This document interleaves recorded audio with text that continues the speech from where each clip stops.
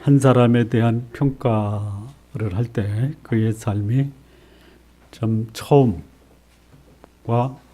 마지막이 똑같다.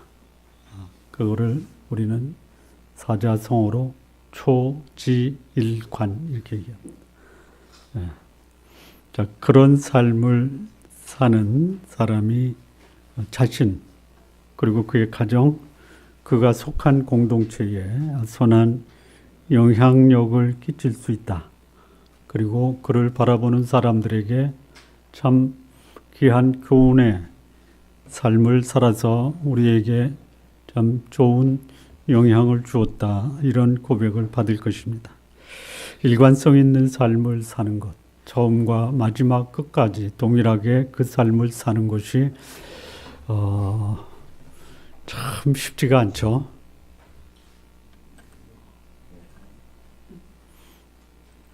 왜 그럴까요?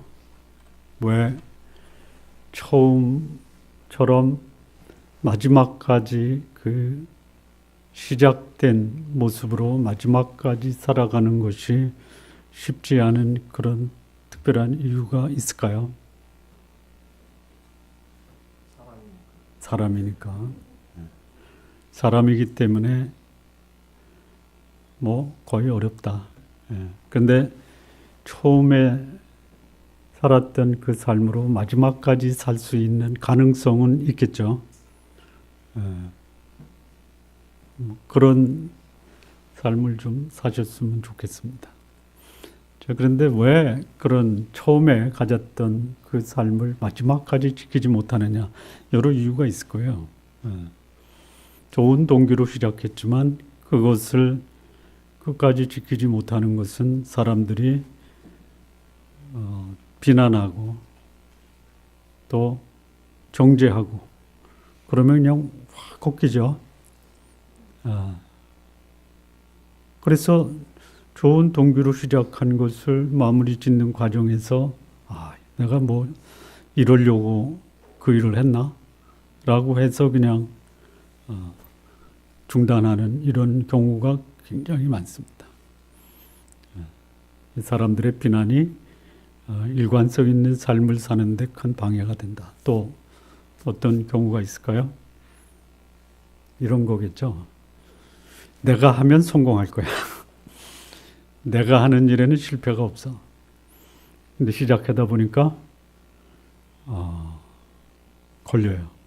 여기저기서 태클도 들어오고 뭐 제도적으로 방해하고 또 도와줄 것이라고 생각했던 사람들의 도움은 없고 그래서 예상했던 어떤 성공보다는 오히려 전혀 예상치 못한 그런 실패를 할 경우에 초지일관을 못하잖아요.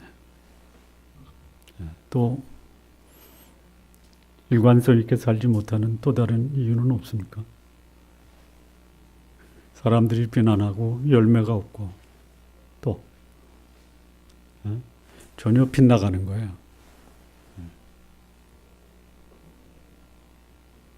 뭐 여러 가지 이유로 일관성 있는 삶을 사는 게 쉽지가 않습니다. 자, 믿음의 사람들. 여기 기드온을 비롯해서 믿음으로 살았던 믿음의 조상들의 삶이 일관성이 있었다 아니면 참 굴곡이 많았다. 어떻습니까? 굴곡이 많죠. 우리 성도님들도 뭐 굴곡이 많죠. 그럴 때 굴곡이 많고 일관성이 없을 때 우리는 어떻게 생각해야 됩니까? 끝까지 일관성 있게 살아야 되겠다라는 마음은 가져야죠. 그런데 굴곡이 있고 일관성 유지하는 게 쉽지 않으니까 나도 거기서 예외가 될 수는 없다. 나도 역시 연약하고 부족하고 넘어지고 실패하고 절망할 수 있다라는 것에 대해서 인정하시면서 사시기 바랍니다. 나는 절대로 그럴 수 없다. 난 초지일관이다. 뭐 그런 결의를 다지는 모습들이 많이 보여서 감사합니다. 자, 믿음의 조상 아브라함 밝은 면이 있었죠. 그러나 감추고 싶은 어두운 면도 있었어요. 근데 성경은요. 성경이 성경인 이유는 뭡니까? 예? 어떤 성경적 영웅에 대해서도 결코 아부하지 않는다. 예. 이 지상에 있는 영웅 정도로 보면 그들은 약점이 없어요. 위대한 면만 가지고 그것만 부각시켜요. 나중에 알고 보니까 어두운 면이 더 많은데. 근데 성경은 어떤 영웅에 대해서도 그가 가지고 있었던 장점 얘기합니다. 그러나 약점도 얘기를 해요. 아브라함, 믿음으로 고향을 떠났습니다. 믿음으로 동방의 연합군과 싸워서 승리합니다. 믿음으로 이삭을 하나님께 드렸어요. 그런 밝은 면이 있었던 반면에 그는 하나님의 약속을 불신하고 하갈을 얻어서 이스마엘을 낳았던 불신의 면도 성경은 그대로 여과 없이 우리에게 가르치고 있습니다. 이스라엘의 가장 위대한 임금이었던 다윗, 그에게 밝은 면이 있었어요. 동시에 어두운 면도 있었습니다. 오늘 이 본문에 등장하는 기드온에게도 믿음으로, 전적으로 믿음으로 하나님이 그에게 맡겨준 미디안과 아말렉 연합군 13만 5천을 하나님은 기드온 손에 맡겨서 승리를 하게 하십니다. 뿐만 아니에요. 오늘 본문에 등장하는 말씀을 보면요, 이스라엘을 구원해서 40년의 평온의 기간을 갖게 했던 이 기드온에게 이스라엘 전 백성들이 그를 왕으로 모시려고 합니다. 그만 왕으로 모시는 것이 아니라 그의 자녀도, 그의 손자도 우리를 다스리소서 이렇게 제안합니다. 여러분, 기회가 없어서 못하지 여러분에게 대권을 주면 하시겠죠? 그거를 하려고 온갖 인생을 바쳐서 거기에 자기 인생을 거는 사람이 있어요. 뭐 부정, 불법 다 할 수도 있어요. 그 대권을 얻기 위해서. 근데 여기 그냥 백성들이 자원해서 당신이 우리 왕이 되십시오. 거절합니다. 왜 거절하냐면요, 우리의 왕은 여호와이십니다. 이 얼마나 여러분, 여러분의 통치자가 여러분이십니까? 하나님이십니까? 고백하시면서 사십시오. 내 인생의 주인은, 내 인생의 통치자는, 내 인생의 주관자는 하나님이시다. 이런 고백을 한 거예요. 참 아름답고 감동적이고, 또 이 기드온의 이런 모습을 보면서, 야, 우리 시대에 이런 지도자를 우리가 하나님께 구해야 되겠구나. 그런데 그에게도 뭐 아브라함이나 다윗과 같이 그에게도 어두운 면이 있었다라는 거예요. 의도적이는 것은 아니었습니다. 계획한 것도 아니에요. 그런데 그가 만든 에봇, 아마 여호와께서 우리를 다스리기를 원한다라고 하면서 에봇을 만든 건 뭐냐? 우리 이스라엘 백성이 어떤 문제가 있을 때 그 문제를 해결하는 그 문제의 방법을 하나님께 구하겠다라는 의미에서 에봇을 만든 거예요. 에봇이 뭐냐? 대제사장 그 의복의 겉에다 거치는 겉옷이에요, 겉옷. 겉옷. 근데 이 에봇은 뭘로 만드냐면요, 혹시 아십니까? 에봇은 뭘로 만드냐면요, 세마포로 만들어요. 세마포가 뭔지 아시죠? 베옷이에요, 베옷. 하나님께 제사 드리는 대제사장이 겉에 거치는 의복이 뭐예요? 세마포예요, 세마포. 세마포 에봇. 그리고 이 흉패를 만드는데, 이 흉패는 뭐냐면 이스라엘의 12지파를 상징하는 12보석의 흉패를 달았어요. 그리고 이 에봇 안에는 주머니가 있는데 거기 2개의 돌이 있어요. 우림과 둠미라는 돌이 있어요. 밝음과 오름이라는 돌이에요. 그걸 가지고 하나님의 뜻을 분별하는 거예요. 그래서 기드온이 이런 의도였을 것 같아요. 무슨 의도냐? 내가 나라를 다스리지 않고 우리 이스라엘 민족에게 문제가 있으면 하나님의 뜻을 묻자. 그래서 에봇을 만든 거예요. 근데 뭘로 만들었어요? 에봇을 만들 때 세마포로 만들어야 돼요. 뭘로 만들었어요? 금으로 만들었어요. 이게 결정적, 이스라엘로 하여금 음란한 범죄를 짓게 한 계기를 제공했다.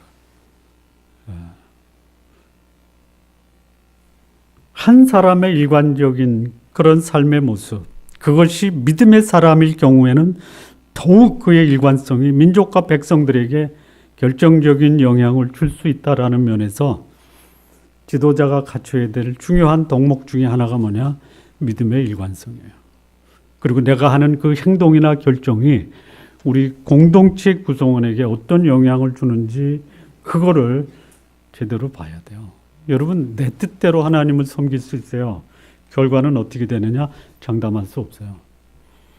하나님을 섬기는 사람의 하나님을 섬기는 방법은요, 하나님이 말씀하신 대로 하셔야 돼요. 자, 다윗이 통일 왕국을 이루고요. 그 소위 산악 지역에 있었던 법궤를 예루살렘으로 이전하려고 해요. 그래서 그는 이스라엘에서 모은 수많은 사람들과 수레를 가지고 법궤를 운반하려고 합니다. 비탈에서 내려오다가 이게 그 소인가요? 소가 그냥 막 놀래서 뛰니까 법궤가 그 수레에서 미끄러져 내려요. 그래서 웃사라고 하는 사람이 잡았어요. 그리고 죽었어요. 거기서 다윗이 화를 냅니다. 누구한테 화를 내냐면 여호와께 화를 내요. 왜 화를 냈냐? 내 정성도 못 알아주시네. 그래서 그 법궤가 오벳 에돔이라는 사람이 어깨에 메고 자기 집으로 옮깁니다. 하나님이 그 오벳 에돔의 집을 복을 주세요. 다윗이 그 소식을 듣습니다.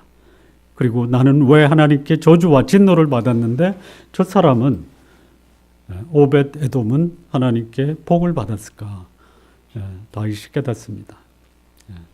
하나님의 거룩한 도구는 수레로 옮기는 것이 아니라 메어서 옮긴다. 그래서 다시 가서 그 오벳 에돔의 집에 있었던 법궤를 메어서 즐거운 마음으로 예루살렘으로 옮겼어요. 여러분, 하나님의 일은요, 정성껏 하는 게 아닙니다. 네? 우리 저기 세상의 그 종교는 어떻게 종교의식을 해야 돼요? 정성껏 해야 돼요. 여러분, 저기 혹시 그거 못 들어보셨어요? 굿 보셨어요? 굿? 못 보셨구나. 거기 굿하는 사람이요, 제일 관심 있는 게 뭐냐면 그거예요. 복채를 얼마큼 내놓느냐, 이게 제일 관심이에요. 그래서 이 복채를 열심히 춤을 추면서 보다가 복채가 이렇게 적으면요, 한 말이 있죠. 정성이 부족해서 시루떡이 설었다, 이렇게. 이방 종교는 어떻게 드려야 돼요? 정성껏 드려야 돼요. 짐승을 잡아서 안 되면 사람까지 잡은 정성을 드리는 거예요. 하나님은 정성껏 드리는 예배에 관심이 없으세요. 어떻게 드려야 돼요? 하나님의 방법대로 하셔야 돼요. 3일 연휴에 교회에 나와야 된다. 이거는 뭐예요?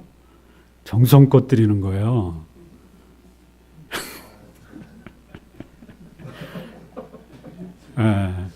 정성껏 드리지 말고 어떻게 드려요? 신령과 진정으로. 하나님의 방법대로 드려야 돼요. 자, 이 미디안과 싸움에서 승리했어요. 그래서 이 기드온이 보여준 진짜 바람직한 신앙의 모습이 있고, 반면에 의도적이진 않지만 결과적으로 그의 결정이 이스라엘 민족적으로 어두운 시절을 통과하게 하는 거예요. 자, 먼저 밝고 긍정적인 면을 좀 보겠습니다. 이 밝고 긍정적인 면은 뭐냐면, 백성들이 기드온의 가정을 대대로 왕으로 추대할 것을 거절합니다. 그리고 하나님의 통치를 선포하는 것이에요. 22절하고 23절인데요. 그때 이스라엘 사람들이 기드온에게 이르되, 당신이 우리를 미디안의 손에서 구원하셨으니 당신과 당신 아들과 당신의 손자가 우리를 다스리소서. 이게 뭐 하라는 거예요?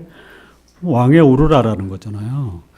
그런데 기드온이 뭐라고 하냐면 기드온이 그들에게 이르되 내가 너희를 다스리지 아니하겠고 나의 아들도 너희를 다스리지 아니할 것이요 여호와께서 너희를 다스리라.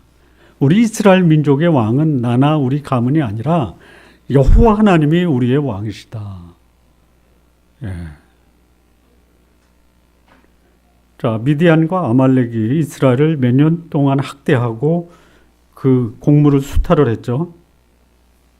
뭐 그거 기억하시면 굉장히 IQ가 좋은 거예요. 그걸 어떻게 일주일 동안 기억해요? 지난주 설교 듣고 다 잊어버렸잖아요. 7년. 그래서 이스라엘을 구원하기 위해서 하나님이 선지자를 보내시고 그 선지자를 통해서 부르신 사사가 기드온이에요. 근데 그때 기드온은 뭐한 사람이냐? 소심하고 겁이 많은 농부였어요. 여러분, 하나님은 소심하고 겁이 많은 사람도 쓰십니다. 그래서 그 사람을 백성들의 신임을 얻어서 왕으로 추대할 정도로 위대한 인물로 만드시는 거예요. 근데 뭐 소심하고 겁이 많아서 그는 하나님의 부름에 즉각적으로 응답하지 않아요. 주저했어요. 의심했어요. 하나님을 시험했어요.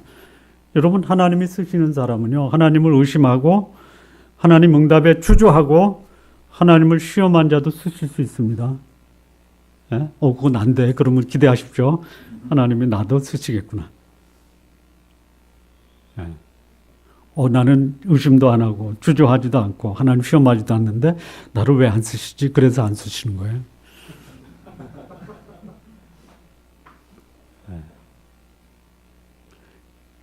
근데 이런 기드온을 하나님이 기다려주세요. 인내하셨어요. 그리고 그 기드온의 손에 하나님은 미디안, 아말렉 연합군 무려 13만 5천 명을 기드온 손에 맡겼어요. 그리고 40년을 이스라엘에게 평온을 주셨습니다. 그야말로 기드온은 이스라엘 민족에게서 둘도 없는, 오직 하나밖에 없는 영웅이에요. 영웅. 이런 기드온에게 이스라엘 백성이 그와 그의 자녀와 그의 손자들에게 이방 나라가 가지고 있는 왕을 삼으려고 하는 것은 지극히 당연하고 합리적인 생각이라고 받아들일 수가 있어요. 스스로 왕이 되겠다라고 한 사람도 있는데요. 그리고 자기를 왕으로 제대로 못 섬기면요, 그냥 막 제대로 자기를 섬기지 못한 자를 제거하는 그런 시대 아니에요, 지금이. 그런데 여기 국민적 지지예요. 합의예요. 그래서 왕으로 삼겠다라는 거예요. 그야말로 국가와 민족을 외세의 압제에서 구원한 이 기드온이야말로 민족적 구원자, 통치자로 삼아도 아무런 손색이 없어요. 이런 기회가 아무에게나 오는 게 아니에요. 백성들이 아무런 이유 없이 기드온을 왕으로 삼겠다 하는 것도 아니에요. 그런데 이 기드온의 생각은 백성들의 생각과 달라요. 기드온의 생각은 그의 판단을 듣는 사람에게 깊은 감동과 감격을 주는 말이에요. 내가 너희를 다스리지 아니하겠고 나의 아들도 너희를 다스리지 아니할 것이요 여호와께서 너희를 다스리리라. 기드온은 물론 자신의 자녀와 손자들까지도 결코 이스라엘을 다스리는 그런 왕으로서 군림하지 않겠다라고 선언하는 거예요. 그리고 오직 자신을 불러서 이스라엘 민족을 구원케 하신 하나님만, 여호와 하나님만이 이스라엘의 궁극적 통치자라고 선언하는 거예요. 참 감동스러운 기드온의 선언입니다. 실질적으로 행동적으로 민족의 구원자로서의 기드온, 자신의 위상과 권위를 내려놓고 자신을 사용하신 그 하나님을 자신의 민족의 통치자로 고백하는 이 기드온. 우리 시대에 그런 지도자가 참 그리워지는 그런 시대입니다. 왜 그랬을까? 자신의 과거를 성찰해 보는 거예요. 얼마나 부족하고 연약하고 하나님을 시험했던 자신을 하나님이 들어서 민족을 구원케 하셨는데 내가 어찌 감히 하나님을 대신해서 민족의 통치자로 군림할 수 있느냐? 안 된다 라고 선언한 거예요. 이런 기드온 같은 지도자가 우리 시대의 지도자가 되었으면 참 좋겠다라는 생각을 합니다. 참된 지도자의 덕목이 뭐냐? 하나님이 그를 높이시면 충성을 다하고 그 임무와 역할이 끝나면 그 자리에서 겸손하게 내려올 수 있는 자가 참된 지도자가 아니겠느냐라는 생각을 합니다. 베드로전서 5장 5절 보면 젊은 자들아 이와 같이 장로들에게 순종하고 다 서로 겸손으로 허리를 동이라. 하나님은 교만한 자를 대적하시되 겸손한 자들에게는 은혜를 주시느니라. 이게 하나님의 원칙의 원칙. 요즘 젊은이들하고 좀 얘기를 할 기회가 있는데요. 겸손하면 안 되냐? 그러면 안 됩니다. 그래요. 안 됩니다. 안 됩니다. 네 글자가 한마디로 한 단어로 높 그러더라고요. 네? 그래서 제가 이런 질문 왜? 그랬더니 겸손하면요 밟아요 저를. 그래서 안 된대요. 좀 밟힌 다음에 높아지면 안 되겠냐? 높아.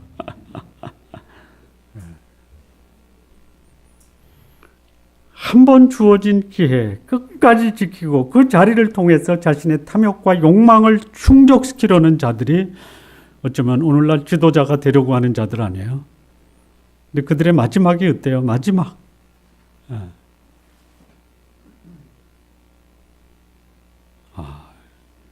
참 우리 한국의 최고 지도자들이 참 안 됐다라는 생각이 들어요. 그렇게 되려고 그 자리에 간 건 아닌데 결과적으로 그 자리에 있으므로 그렇게 초라하게 또 비참하게 그 마지막 모습이 그를 보는 사람을 안타깝게 했다라는 거예요. 오늘 이 기도원의 모습, 오늘 우리 시대의 지도자들이 참 그를 벤치마킹할 수 있는 대상이 되었으면 좋겠다. 충성할 때와 겸손할 때를 아는 지도자가 바람직한 지도자다라는 것을 기드온을 통해서 우리는 배우게 됩니다. 이게 기드온의 밝고 긍정적인 모습이에요. 우리 성도님들 기드온의 모습을 배워보십시오. 기회를 주실 때, 역할을 주실 때는 충성을 다하고 그 역할이 끝나면 내려갈 수 있는 이런 기드온의 모습, 우리들의 모습이 되기를 바랍니다.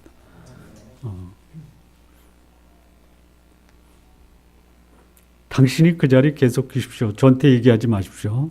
역할이 끝나면 바람과 함께 사라질 수 있도록 도와주십시오. 거기부터 이렇게 좀 하면 안 돼요? 자, 기드온에 어둡고 부정적인 면이 있었어요. 이건 뭐죠? 금으로 에봇을 만들어 백성들이 그 에봇을 음란하게 위했다라는 것이죠. 26절, 27절인데요. 기드온이 요청한 금 귀고리의 무게가 금 1700세겔이요. 그 다음 빼고요. 27절입니다. 기드온이 그 금으로 에봇 하나를 만들어 자기의 성읍 오브라에 두었더니 온 이스라엘이 그것을 음란하게 위함으로 그것이 기드온과 그의 집에 올무가 되니라.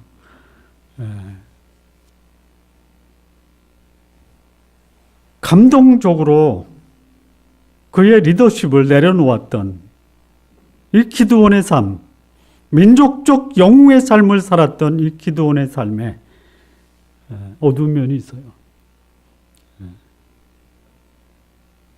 기드온의 삶에 이 밝고 긍정적인 면이 뭐냐?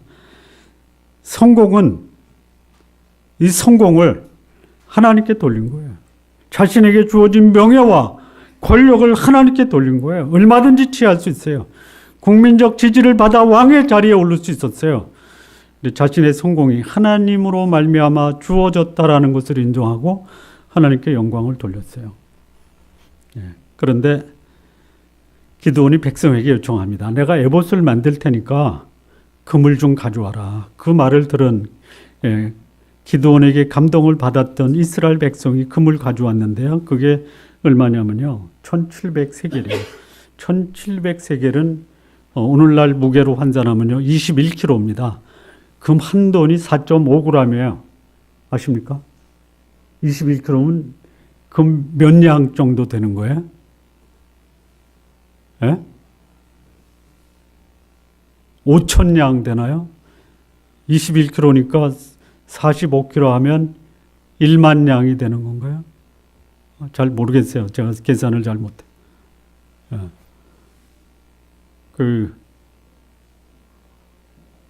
제가 물어봤는데요. 초등학교 1학년 아이들 무게가 21kg 정도 된다면요. 예? 우리 손녀 몸무게가 지금 한 10kg 돼요? 무거워요. 21kg예요. 그걸로 뭐를 만들었냐면 에봇을 만들었어요. 아마 아까도 제가 말씀드렸다시피 하나님께 통치권을 이양하고 하나님께 문제가 생기면 하나님의 뜻을 묻기 위해서 에봇을 만든 거 아니에요? 근데 에봇은 무슨 재료로 만들어야 되냐면 세마포예요. 금으로 만든 거예요. 그랬더니 이 금으로 만든 에봇을 백성들이 음란하게 위했다, 음란하게 섬겼다라는 거예요. 여러분, 음란하다라는 게 대충 뭔지 아시죠? 소위 남녀 관계에서 음란한 것은 뭐냐면요. 성을 도구화하는 게 음란한 거예요. 부부 관계에서 음란한 게 뭐예요? 내 안에 내 남편 두고 다른 여인과 다른 남자와 성적인 관계를 맺는 게 음란한 거죠. 근데 여기서 백성들이 이 에봇을 음란하게, 이건 남녀 관계가 아니잖아요. 그러면 이스라엘 백성에게 정결하고 깨끗한 신앙생활이 뭐냐면 하나님께 오로지 하는 거거든요. 그런데 이스라엘 백성은 하나님의 뜻을 묻겠다라고 하는 세마포가 아닌 금으로 에봇을 만들어서 하나님보다 이 금 에봇을 더 소중하게 섬겼다라는 거예요. 하나님이 주신 축복을 하나님보다 더 귀하게 여기는 것은 뭐냐면 음란한 거예요. 이 세상이나 세상에 있던 것들을 사랑하지 말아라 이거예요. 하나님과 세상을 겸하여 섬길 수 없다라고 그랬어요. 그런데 하나님도 포기하지 않았어요. 그런데 그들은 금을 더 귀하게 여겼어요. 음란하게 섬겼다가 뭐예요? 하나님 제끼고 이 금을 더 섬긴 거예요. 여러분, 지금 여러분이 경제적으로 어려울 때 여기 거룩한 하나님의 뜻이 있고 여기 금 21kg가 있어요. 이거 가져가면 돼요. 하나님을 택하시겠어요? 금 21kg를 택하겠어요? 이스라엘 민족 탓하지 마세요. 이스라엘 백성이 애굽에서 나와서 광야 불과 몇 개월도 안 돼요. 호렙산까지 간 거는요. 불과 6개월밖에 안 돼요. 근데 거기서 하나님의 계명을 받으러 호렙산에 올라간 이 모세가 부재할 때 아론을 비롯해서 이스라엘 백성이 하나님 만들었잖아요. 그게 뭐예요? 금송아지예요. 그래서 음란하게 거기서 송아지 앞에서 하나님을 대적하는 행동을 한 거 아니에요. 그리고 이스라엘 백성은 그랬어요. 여호와 하나님이 우리를 구원한 게 아니라 여기 금송아지가 여호와 하나님이다. 그들이 땅이 갈라져서 그냥 거기서 다 즉사하잖아요. 이렇게 했어요. 자, 이 기드온이 에봇을 만든 것은요. 내가 왕이 아니고 하나님이 통치자신데 하나님의 뜻을 묻기 위해서 선한 의도로 에봇을 만들었어요. 방법이 틀렸어요. 방법이 틀렸어요. 내가 금을 백성들에게 자원해서 받아서 그것으로 에봇을 만들면 하나님이 나의 정성을 보고 문제가 있을 때마다 나에게 하나님의 뜻을 알려주시겠지. 그게 아니에요. 하나님의 일은 하나님의 방법대로 해야 되고요. 하나님은 인간의 정성이 아니라 하나님의 뜻에 합당한 삶을 사는 사람을 통해서 하나님은 하나님의 일을 하신다라는 거예요. 물질을 주시면요. 물질이 하나님을 대신하게 하지 마십시오. 물질은 하나님을 위해 사용돼야 돼요. 자식을 선물로 주시면요. 자식이 하나님보다 귀한 존재가 아니라 자식을 하나님께 드릴 수 있어야 돼요. 하나님이 주신 선물, 하나님을 섬기기 위해서 주신 도구들이 결코 하나님을 대신하는 섬김과 예배의 대상이 되어서는 안 돼요. 그런데 기드온은 그런 의도는 없었다 하더라도 금 에봇을 만들어서는 안 되는 거예요. 그래서 결과적으로 사람들은 시각적 감각이 자극이 되었어요. 하나님의 뜻을 분별하는 세마포로 만들어야 될 이 에봇을 금으로 만들어서 사람들에게 에봇을 하나님처럼 섬기게 하는 영적 음란의 주인공으로 만들어 버린 거예요. 자신의 욕망을 위해서 이룩한 업적이 마치 하나님이 하셨다라고 하는 것과 동일한 모습이에요. 하나님을 통치자로 주권자로 인정한 기드온이 결과적으로 하나님 이름에 먹칠을 한 것과 다름이 없어요. 하나님의 사람들이 조심하고 주의할 것이 있다면 하나님의 이름과 하나님의 영광을 다른 것으로 대체하려고 하는 이 유혹을 극복해야 됩니다. 나를 통해 하나님이 역사하신 것으로 나의 이름과 나의 영광을 추구하는 것은 결국 그것이 나와 주변 사람에게 올무가 되고 그것으로 인해서 주변 사람들 음란하게 추락시키고 마는 것이에요. 하나님의 사람이라면 사람들을 연약함과 간사함에 빠지지 않게 조심하셔야 됩니다.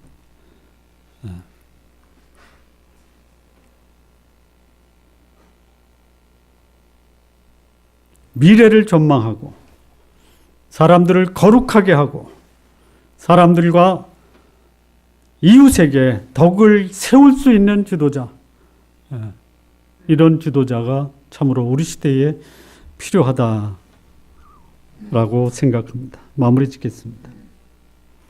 하나님이 쓰신 사람들, 하나님이 기뻐하는 삶을 사셔야 됩니다. 그런 모습이 있어야 돼요. 하나님의 선하심, 살아계심을 확인하고서 마치 하나님처럼 담대하고 용감하게 불가능에 도전하는 용기도 하나님이 쓰시는 사람은 보여줄 수 있어야 돼요. 그리고 자신의 능력이 아닌 하나님의 능력으로 위대한 일을 이뤘다라고 영광을 하나님께 돌릴 수 있어야 돼요. 그런데 하나님이 쓰신 사람도 문제가 있고 허점이 있는 불완전한 존재다라는 것도 기억하셔야 됩니다. 자신의 모습을 보고 하나님의 부르심 앞에 의심과 회의, 주저함을 보일 수 있어요. 그리고 자신의 생각과는 다르게 내 주변 사람으로 하여금 하나님을 떠나 하나님을 섬기는 도구를 우상으로 섬기게 할 수도 있어요. 오늘 나는 하나님 앞에 어떤 사람으로 서 있는가? 할 수만 있다면 부족하고 연약해도 하나님 뜻에 순종하고 하나님이 주신 그 열매에 대해서 하나님의 주권과 영광을 인정하고 하나님의 뜻대로 하나님의 방법대로 하나님을 섬기는 우리 성도님들 되시기를 진심으로 바랍니다. 기도하시겠습니다.